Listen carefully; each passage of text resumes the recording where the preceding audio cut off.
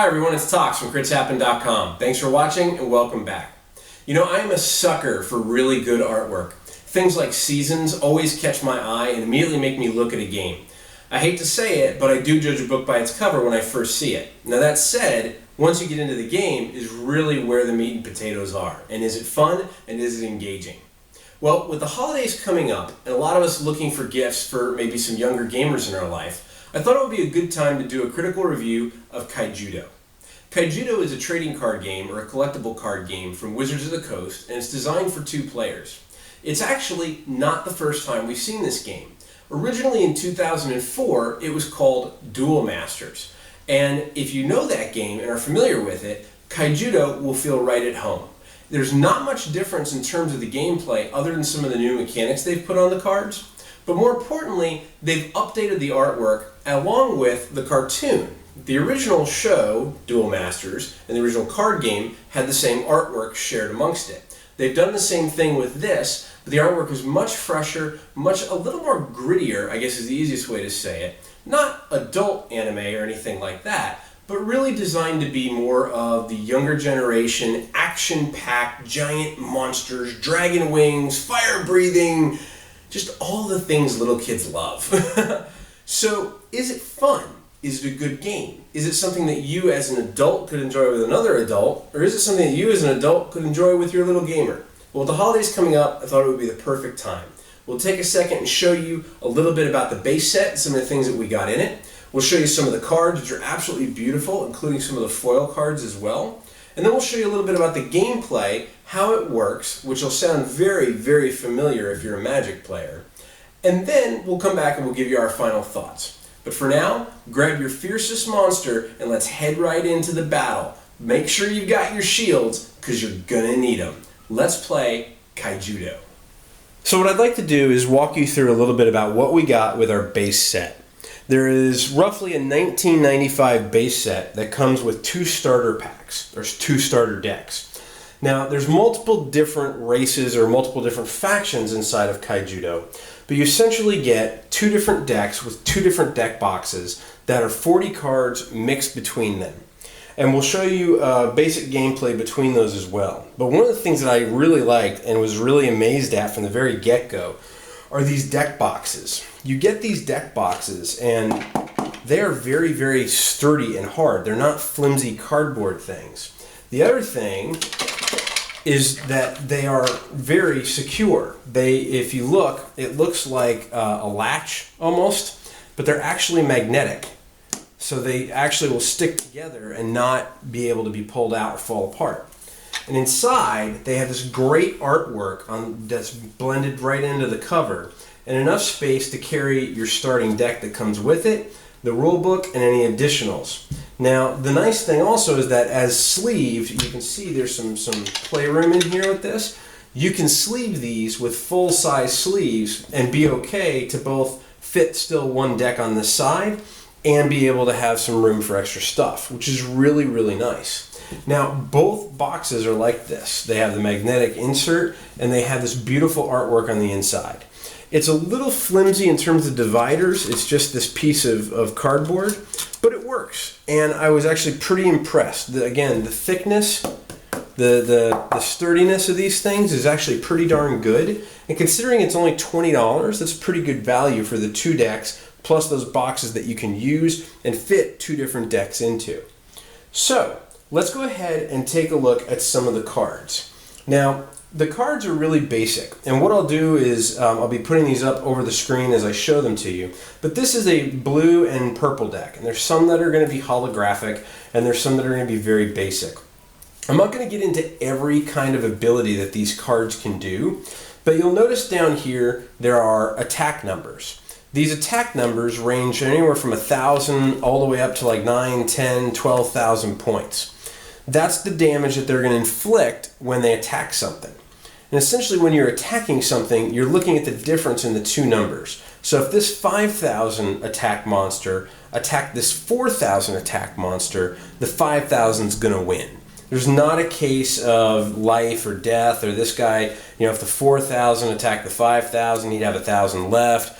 It's all out, straightforward attack, a bigger number wins, and move on down the road. Now we've already gone ahead and set up a basic starting set for one player. Each box is going to come with this playmat, which is really just a piece of paper that one side has the rules on, but the other side has this playmat. It has a place for your deck, your discard pile, your battle zone, which is in front of you, your mana zone, which is behind you, and then your shield zone. What is the shield zone? Well, let's get into the gameplay a little bit. To set up, you'll bring a 40-card deck, you'll shuffle it up, and there are deck building rules as a normal CCG would go in terms of the quantities of cards you can put in with the same name. You'll shuffle up your 40 cards, and the first thing you do is you take the top 5 cards off of the deck and place them out in your shield zone. You're not allowed to look at them, you're not allowed to know what they are, but over the course of the game, these are what's going to keep you alive. The object is to break through your opponent's shields, and once they have no more shields remaining, do one more attack that gets through and hits them, and you will win the game. This is one of the more unique things that Kaijudo brings to the table. There's no life points, really. I mean, essentially, you have 5 life points because you have these 5 shields. Once they're gone, if you don't have a creature in your battle zone to block oncoming attackers, you're going to get hit and you're going to lose the game. It is very fast-paced that way. It's very quick. But what are the shields for, and why are they out? Let's go ahead and set up the second player. We'll get them ready to go, and we'll show you a little bit about gameplay. Okay, we've gone ahead and set up gameplay. Now, essentially what we've done is the exact same thing on both sides, where each player has their 5 shields out, and neither one knows. You also start the game by drawing 5 cards. Now, there's basic turn orders. There's untap, draw, charge mana, summon and cast, attack, and then end your turn. The first player, as in most games, skips his draw phase. There's nothing in the field to untap, so we'll go ahead and start off by playing a card. Now you'll notice in the upper left, all the cards have a number and a color. Essentially what that means is I need to have 2 mana in my mana zone to cast this, and one of them must be of this green nature color. So I'm not going to be able to play more than 1 card in my mana zone right now. What I will do is I will go ahead and take this card, return to the soil, and put it in my mana zone. Now, once I put a card in my mana zone, I cannot use it for anything other than mana. So right now, this just counts as 1 green mana, and that's it. That's my charge mana phase. I then summon and cast. If I had a level 1 or a 1 cost creature, I could put them into the battle zone, but I don't. So therefore I would go on to my attack phase, and I don't have anything to attack with, and that would end my turn. Next, my opponent would go. Now my opponent would look at his hand and do the exact same thing. He would start by untapping, but he has nothing to untap. He would then draw his first card. Now he has some very high-priced cards. They're all 4s and 5s. So he's going to need to do the exact same thing. So we're going to go ahead and see if there's any duplicates that we have that we could put into our mana zone for the charge mana phase. And we're going to go ahead and put Spy Mission into our mana zone. Now Spy Mission has a unique thing that's called Shield Blast. Now what does Shield Blast mean?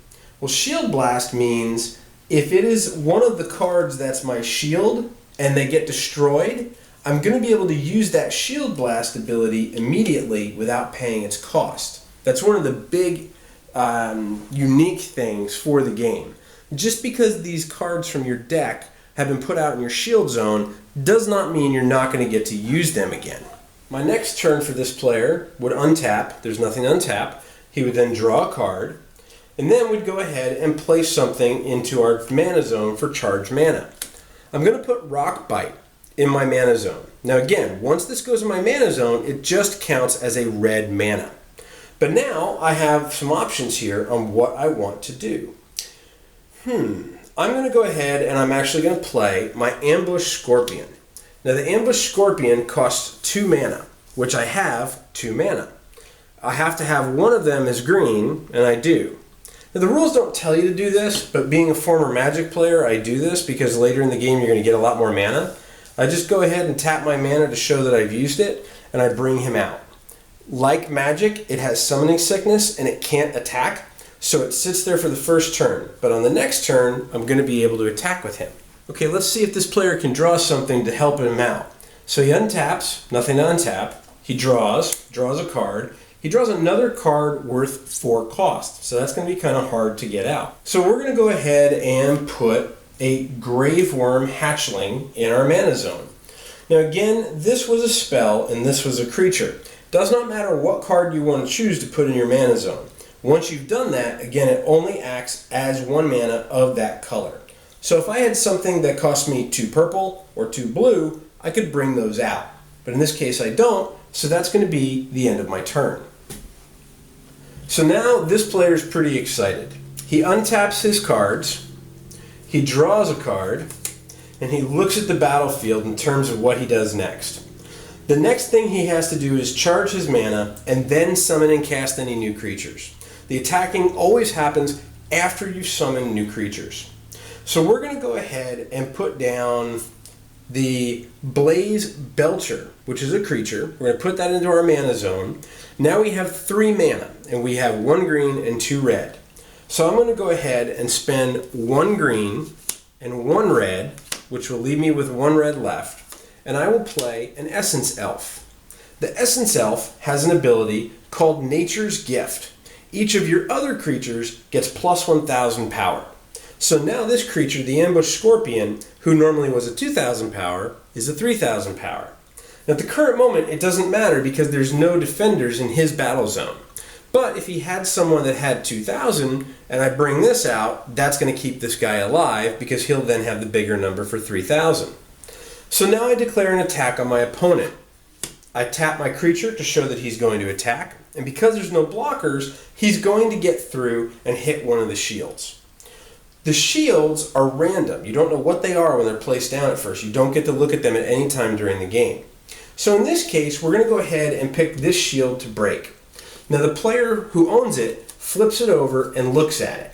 If it were to say Shield Blast, he has the option of playing it immediately at no cost. But since it doesn't, it goes directly into his hand. Now the trick is only the player who owns that card looks at it. Me as the attacker does not know what he just got into his hand.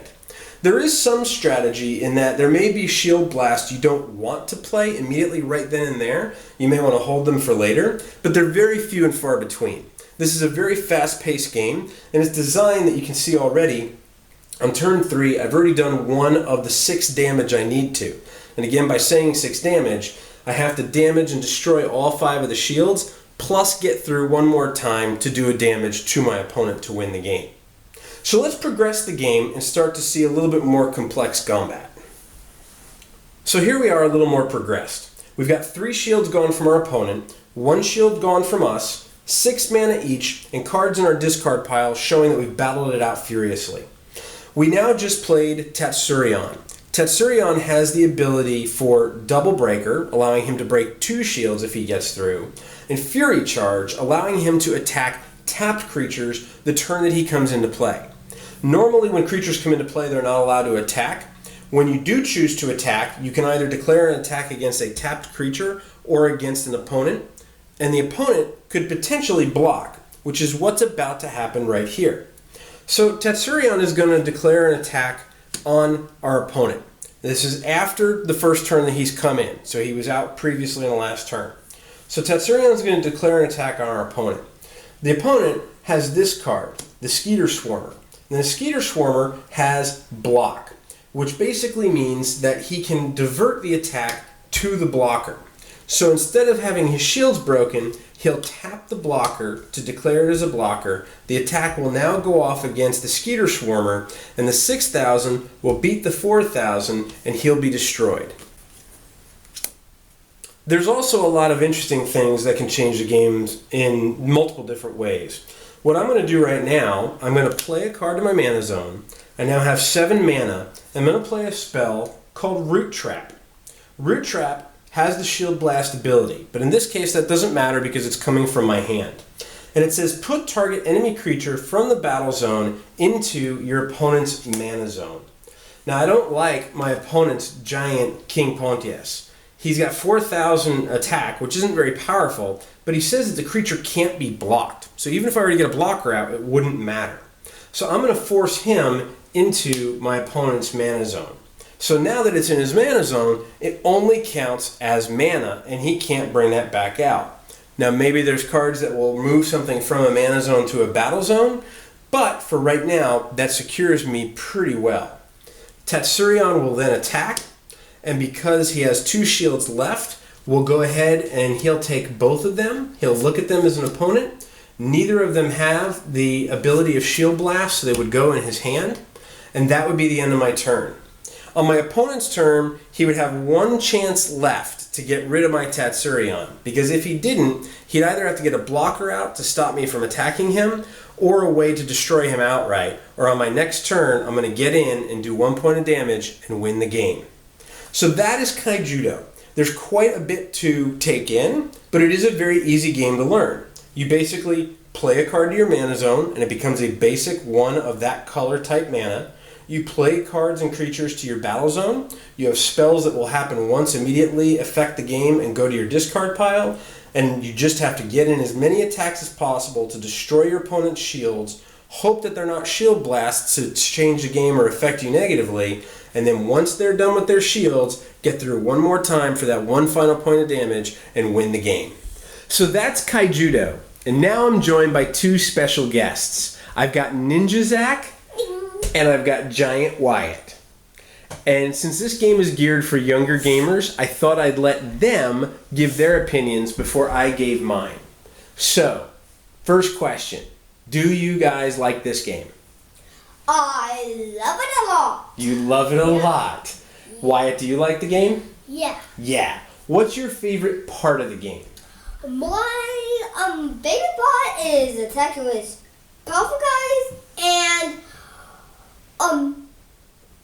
super powerful. So the regular guys and then the super powerful guys. So Yeah. you like attacking with like the 1,000 and the 2,000 monsters. And the 4,000. And you really like the like 9,000 monsters. Oh yeah, those are special. The bigger numbers are really cool, right? Yeah. Wyatt, do you like the pictures? Yeah. You like the color, right? The artwork? Yeah. Now, how are the creatures? Are they cool or are they scary? Scary and cool. Scary and cool. So they're scary, but in a neat way. Yeah. Not in a frightening way. Yeah, but some of them are super scary. Some of them are super scary. What's your favorite color to play? Almost all of them. Almost all of them? If you had to pick one, though, what color would it be? Red. You like red. They're all I about like attack. red. Then you like red. I know you like red. All right. So, would you give this game a miss, a hit, or a crit rating? Crit rating. You'd give it a crit? Yeah. That's the best you can get. So you'd give it a crit? Yeah. Awesome. So that's Kaijudo. But is it fun? And where does it fall in the crit, hit, and miss scale? Well, this is a tough one because the answer really is it depends. If you're a mature gamer and you're playing with other mature gamers, this is something that's going to have a hard time keeping your attention. It will grab your attention and you'll have a very good time playing it. But over the course of several games, if you were to play multiple in a night, it may not be able to hold your attention the entire time. Or it may start to remind you of other things and you'll immediately go and break those out and put those on the table. But as a filler game, it can be very fun for adults. It's something quick, it's something light, it's also something easy to be able to bring people into the world of trading card games. So if you are an adult or a more mature gamer playing with a younger gamer, it is a great game to have a ton of fun with. The basics of gameplay are very simple to teach. They're very easy to understand, no matter 7 years old as Ninja Zach or 12 or 13 years old as a tween.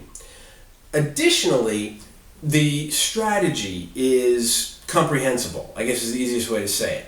There's not 5, 6, 7 card chain combos. I mean, you can do that if you build that crazy of a deck. But if you're just playing very casually with your young gamer, there's enough 2 or 3 or maybe even sometimes 4 card combos that they could play that pull themselves off pretty well and they can grasp onto it very easily. It is something that as a younger gamer I would easily give it a crit. It's something as a more mature gamer would probably fall on the lower end of the hit, higher end of the barely a miss category. It's really something designed for the younger player, a way to bring them into trading card games. And quite honestly, I'm not going to cut any corners here, I'm just going to say it like it is.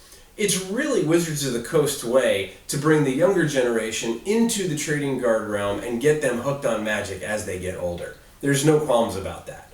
But does it do it? It does it. It does it very well. It does it with bright colors, it does it with big numbers, it does it with cool attacks, and wraps it all around this package and this universe that's very, very unique. So, younger gamers, crit. They would absolutely enjoy this game. More mature or older gamers, possibly not so much, and I'll call it a very low hit for that genre of gamer. Thanks so much for watching. We hope you enjoyed this critical review, but feel free to let us know what you think. Have you played Kaijudo and do you love it? Have you not gone anywhere near it and you don't know what to think about it? Or have you tried it and you absolutely hate it? Let us know what you think. Feel free to leave your comments here on the YouTube channel. You can find us on Facebook, on Twitter, on Google+. And Quits Happen. And critshappen.com. But until we see you next time, keep rolling those dice. Get some quits. And we hope they're all crits. Thanks so much.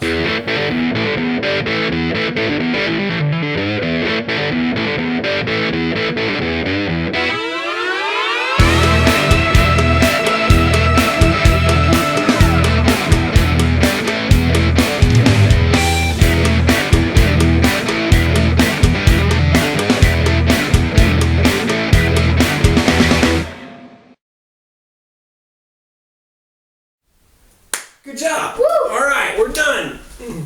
You guys can go play.